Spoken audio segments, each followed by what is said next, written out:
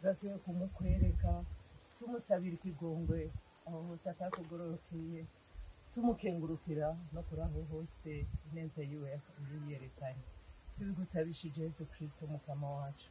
Amen. Kama baby najua nakupenda.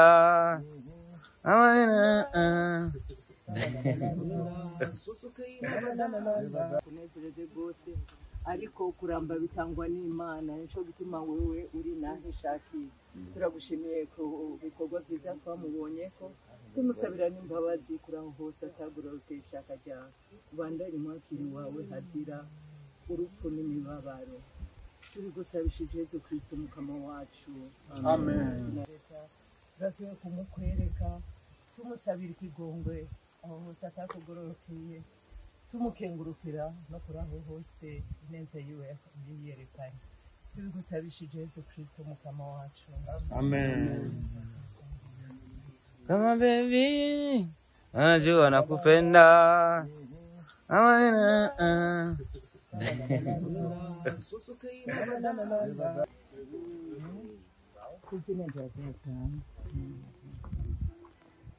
Mana mushobora byose turasuye kwereka umusavyi wawe Matata Christophe yarengutse iwawe twebwe abo twabanye ngaha ku isi turacibuka ingagi yadusigiye turacibuka urukundo rwiwe turacibuka ivyo yakoze abiwe bose baracamufise ku mutima.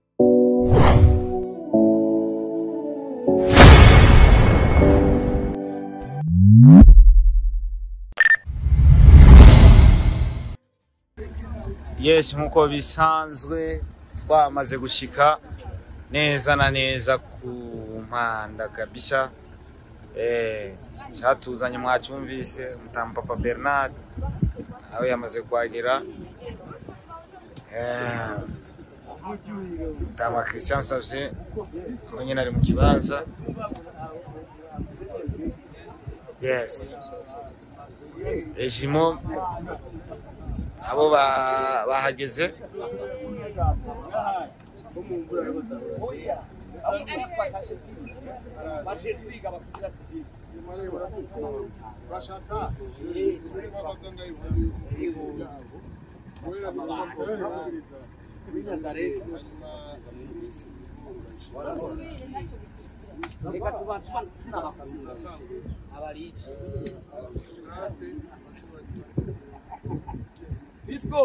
Yes, iyi ni bashi bariko barazingurura yamwe mubo twibuka murababona Sosoke, Michelika, Saidi Braza, Bobo hariya, Christophe Matata.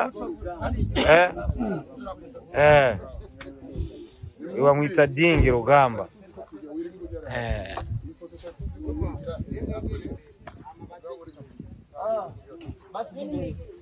Abandi bagenda inyuma. Mukana ko muboneka kamwe.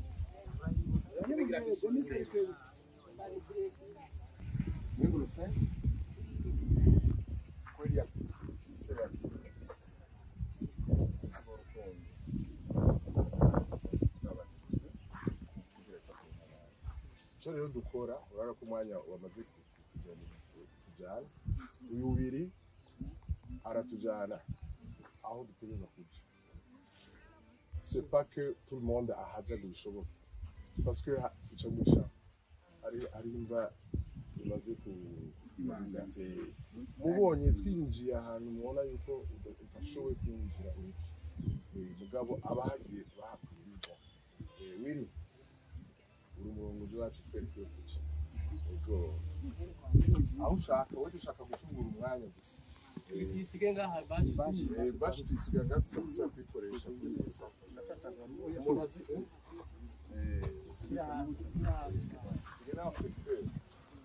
abazi gufunga bashe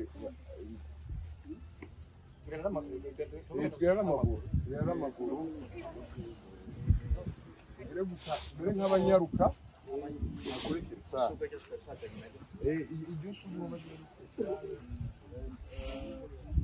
Songo bisanzwe urabona rero izi ni imva za kera ziri hano. Turagerageza kuraba nyine abantu bibuka aho ziba ziri. Iyi tugiye ko niyo kwande ya Matata. Okay, yes, nko mubibona tuko turaja kumba ya Christophe Matata. Abantu ino batarahagera, arana ko ari kure, izi nimba za kera. Abantu bazanye kino gikorwa nababwiye ati nikubashimira mw'abantu. Nikubashimira kubera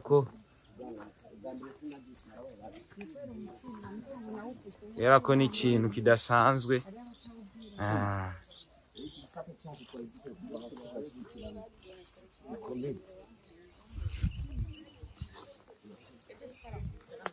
Ino ndazi ko ni bake barahagera. Abantu mumenyereza iriya mva za hariya zitangura, ariko ino hose urabona ko ziriyo. Abisha iki ni igikorwa kidasanzwe, urugendo rudasanzwe, ariko kandi nka Star TV twavuze ati iki ni igikorwa cyo guherekeza kugira tugishigikire, kubera iki bogishigikira bonyene. Nuko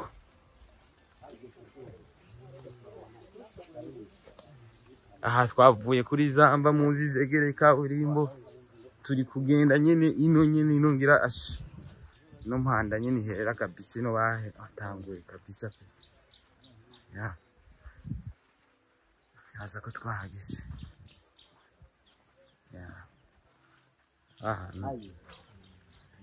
Byari byoroshye ko tuhagera kabisa. Christophe Matata ku itariki 20 ukwezi k'umunani 1960 ntaranavuka. No yavutse yavuze.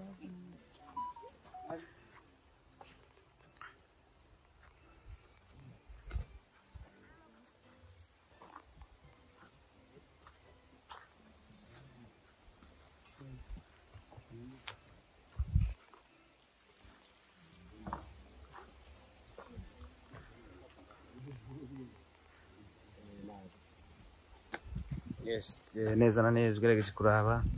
Yavuze itariki 20 ukwezi k'umunani 1960 Christophe Matata yitaba Imana le 3 janvier 2011. Mama arasiko n'uyu wa Christian Sajaria.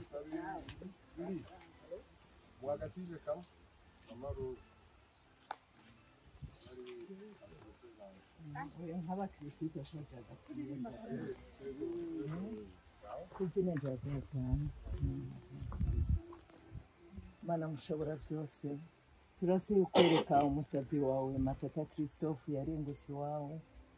Twebwe abo twabanye ngaha ku isi turacibuka ingagi yadusigiye, turacibuka urukundo rwiwe, turacibuka ivyo yakoze. Abiwe bose baracamufise ku mutima. None kuri uyu munsi turasubiye kumwereka, turasubiye kumukwereka dawe umweranda, kugira ngo umuronse bw'abuhigwe wamwemerera kuva isi itararemwa. Natwe twese twaje kumushigikira, dukomereze umutima w'urukundo, umuzigamire abo yasize. Twese twamye twibuka yuko ngaha kuri isi ari urugendo gusa. Tubisenze mu izina rya Yesu Kristo umukama wacu. Amen. Izina rya Data.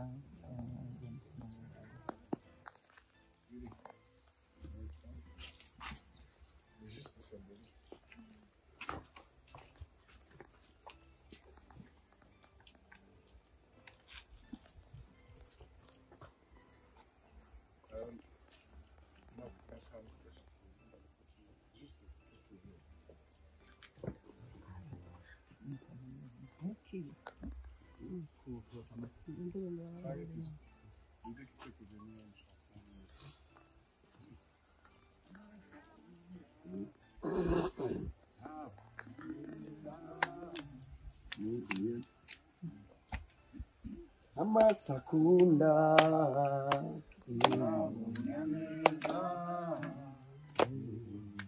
ukuze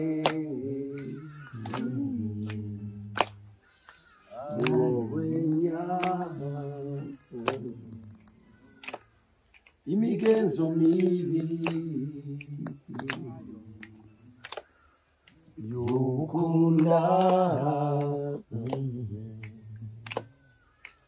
kuko amasakunda nabona neza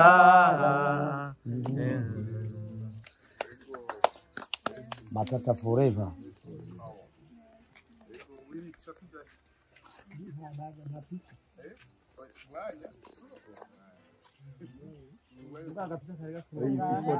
Yes, neza tuvuye kwa Kisofu Matata tugiye ahandi. Nakubwiye ati yavutse tariki 20 kwezi k'umunani 1960 aza kwitaba Imana tariki 3 Janvier 2011 kabisa nuko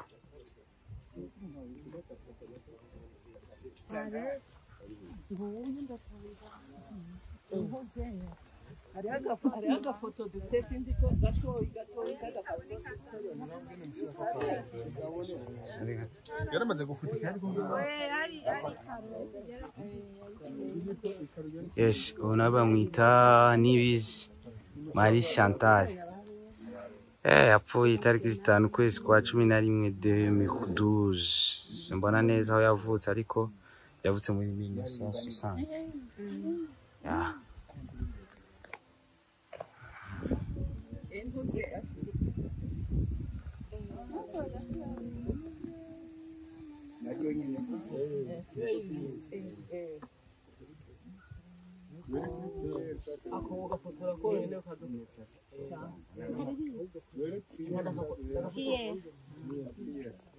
izina rya data urakoze dawa mwiza usubiye kuduha umunsi wo kwibuka abacu bashengeye iwawe turagukengurukiye cyane ku muvukanyi wacu Nibizi Marie Chantal wari waraduhaye waramuhaye ingabirano zitari nke arateramisha abantu waramuhaye ibanga ry'umuvyeyi ararira abana ndetse aratunga n'abandi none Mana mushobora byose turasubiye kumukwereka kugira ngo kubikorwa byiza yakoze mu mpera yawe ahatakugororoke ubandanye mugirira ikigongwe uze umuronse urugori rwemereye abakwemera byose tubisenze twihuse kuri Yesu Kristo umukama wacu amen. amen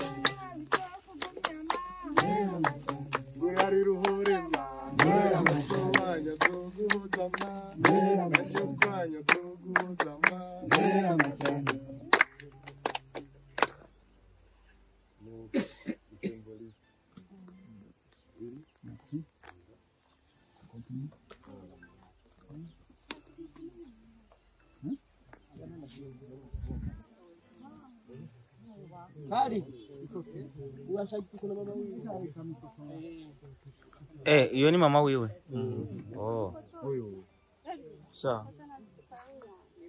iri he okay nawe araririmba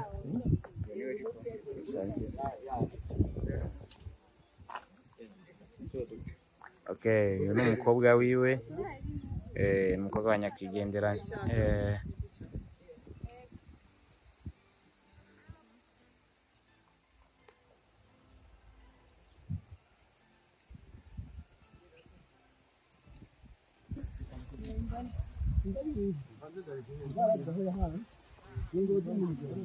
Chanchari Ngozi nanuze nyana Saidi Braz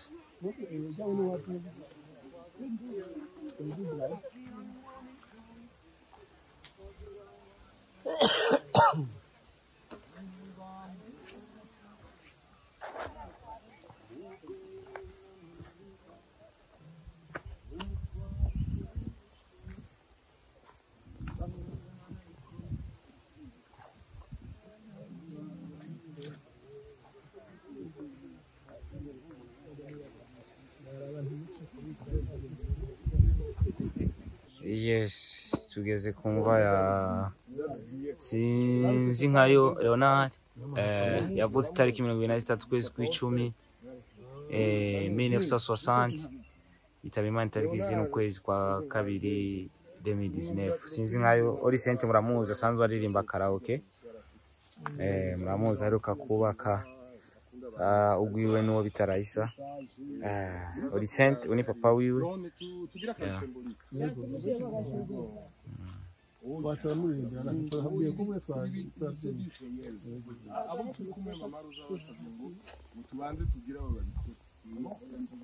Papa Orisente muramuzi. Orisente muri kano kanya nibaza ko asanzwe agira karaoke muri arena hajya. Ako muramuzi mutipa aheruka gukora mariage no bita Raisa. Papa we n'uyu kino kibanza turimo. Turasiye kwereka sindi nka Leonard wahamagaye. Yari umwana wawe, yari umukristo, yaragukunda, yaragukoreye, yararemesheje n'abandi mu bitari bike, yari umuntu arangwa n'akanyamuneza. None Imana mushobora byose, wewe ko wamuhamagaye ukamwiyegereza, nubandanye umuhunda imigisha n'imihezagiro yawe, ubandanye uhezagira abo yasize, babandanye bakumenya kandi bagukunda bagukorera, kugira ngo izina ryawe ribandanye rimenyekana hose. Ibyo byose tukaba tubisabye mu izina rya Yesu Kristo umukama wacu. Amen.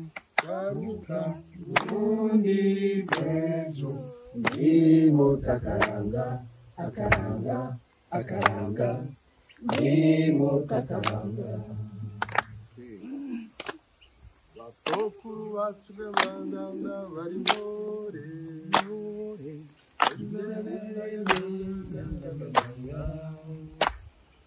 bana b'iwacu nimuzimire ntore garuka Burundi bw'ejo nimutakaranga akaranga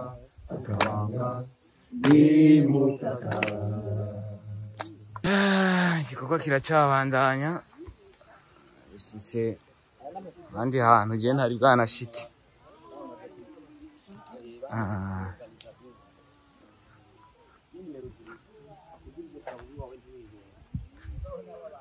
Aba barabashira kuri nimero.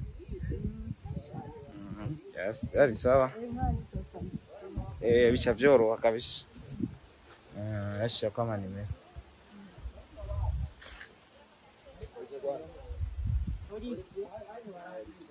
Kabisa.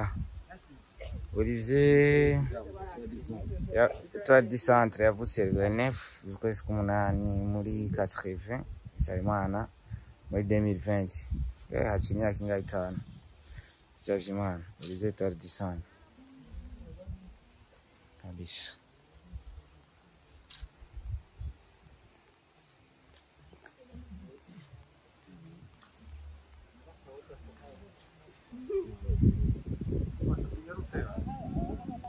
Inyarutse amasaha ariko aragenda. Orisi? Mubise mama yasari. Ndio gira kwa.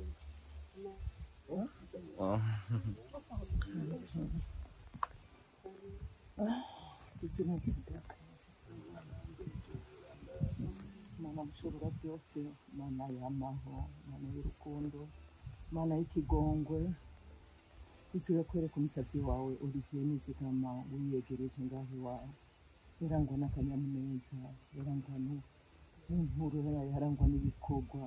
None Mana yacu turasiye kumukwereka kugira ngo nimba atarashikira impande yawe umucyororo akabi kose n'intagire umwenda wose, umushimira ibikorwa byiza yakoze, ubandanire mesha yasize ababyeyi, abavukanyi, umuryango wose nabo bari basangiye umwuga wo gucuraranga.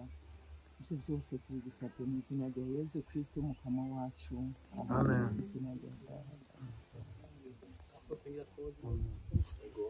Ngabashiraje. Wagashize utaririmba y'abagufatiye mu Barundi no makungu uramuhabura ibiciro byiza. Natwe ubwacu dukomereze umutima w'urukundo byashe by'izina rya data na mwana n'umutima mweranda. Amen. Kunda abantu bakunda Abantu bayaga amahoro ari kwankana ntacyo bimaze. Nkunda abantu bayabahuza bayabahuza nayo kwankana ngo ntacyo bimaze. Nkunda abantu bakunda abantu.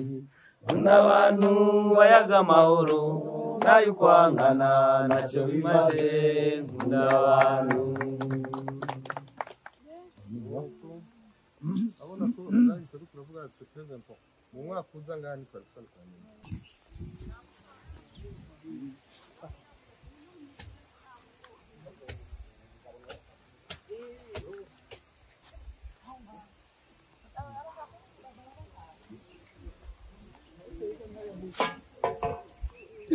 Ni serikali na societe na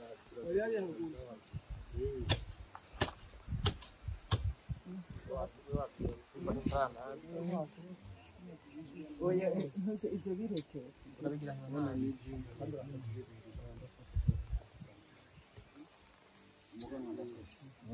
Senye. izina rya data Ya mwana n'umutima mweranda. n'ahazwa mana mushobora byose waremye ijuru n'isi wowe waremye umuntu ukamuha n'ubwenge niwe uri wararemye na Jire ndakoze jinda uyu munsi akaba atakiri mu mpemu z'abazima yaritavye iwawe. Turagushimiye ko wamuduhaye kumumenya, turagushimiye ku bikorwa byiza byose yakoze, tumusabira n'imbabazi kuri aho hose ataranguye ishaka ryawe. Mana mushobora byose dukweretse n'abandi bose bashengeye iwawe ngo berekeze ku inyunga zawe. Ibyo byose tubigusabishije Yesu Kristo umukamo wacu. Amen.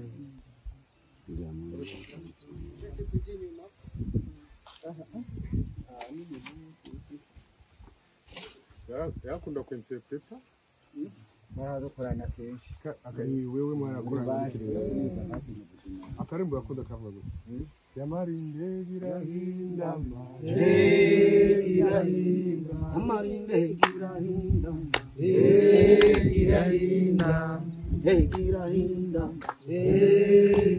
Yes, umwanya tuvugana tugeze kuri Irakoze Erika. Miss Erika nibaza ko abantu benshi bamuzi kabisa. Nawe twageze kumva yiwe yapfuye 2023 2023.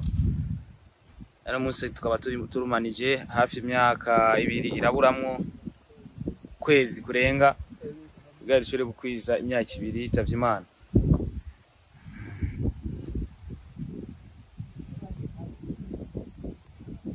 Yes, ano munsi tuko turibuka abanyamuzika novuga yuko bamaze kwitaba Imana.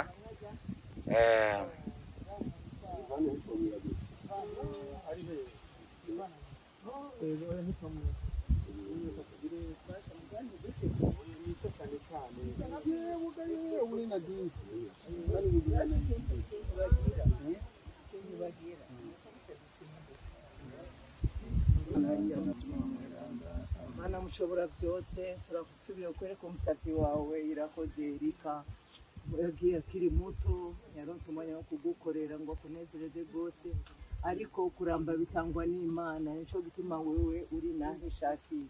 Turagushimiye ku bikorwa byiza twamubonyeko, tumusabira n'imbabazi kuri aho hose atagororoke ishaka ryawe. Ubandanye mwakiri wawe hazira urupfu n'imibabaro, tubigusabishije Yesu Kristo umukama wacu. Amen. Amen. We mon amour, we morandaba, we mon amour, we morandaba. Penzi lako iko tamu tamu, penzi lako iko tamu tamu, penzi lako sio kero kwangu, penzi lako iko tamu tamu. Wiyudari ndaremba. Pichi kubita gusa gutyo ntacyo. Yes, twashitse kumva ya Sosokey. Okijanti Sosokey. Yeah. Sosokeye yavuze itariki 23 kwezi kwa gatatu muri 1982 itaba Imana, itariki 26 kwezi kwa 11 2006. Yeah. Njya mwana njya mutima mweranda. Mana nzima, Mana ishobora byose, Mana idukunda kandi twanyuza kwijisho. Isubiye ukwereka umusatsi wawe ukishakishije. Warengukishije iwawe. Mana uramukunda, uramuhaye ingabirano nyinshi, zikunezereza abantu mu ngabirano mvabwenge wamuhaye. None Mana ko washatse kumwiyegereza, urasubiye kumukwereka, tumusabira ikigongwe aho hose atakugororokeye, tumukengurukira no kuri aho hose ineza yiwe yerekanye. Tubigusabishije Yesu Kristo mukama wacu. Amen. Kama baby, najua nakupenda.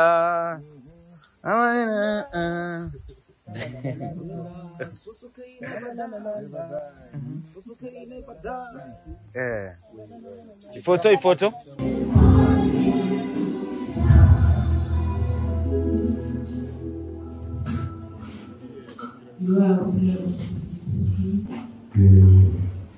Je fais partie d'une organisation qui a voulu honorer pour la deuxième année la mémoire des artistes disparus. Nous avons pas mal d'artistes qui sont là et nous aimerions par quelques minutes vous inviter à une rencontre qui va unir les vieux. Ce sont des vieux artistes qui ont plus de 115 ans, qui sont ici pour parler avec les jeunes. Alors, je suis également un ancien du centre jeune. Moi, j'ai depuis 1924, j'ai grandi ici, au centre. J'ai bénéficié de pas mal de nations. Alors, c'est ça. Je vais passer la parole à Chisel Sylvestre. C'est un enseignant. Il vient fraîchement de Kirundo, plus précisément à Riega, à Chisega, Kariou, Chisa. Donc, il y a des bâtis. Alors, il va payer ici.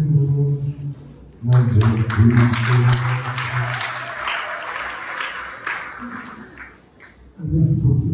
Bonjour. Je suis venu de Kirundo pour juste les confrères musiciens qui sont ici présents. Je suis très heureux d'être ensemble avec vous. Je voudrais que cette journée soit si mémorable pour nos confrères de femmes qui sont déjà partis en France. Pour les participants, je vous remercie de ce que la journée soit si bonne. Merci. Alors, on avait demandé à Padre de nous donner la parole pour qu'on puisse parler avec vous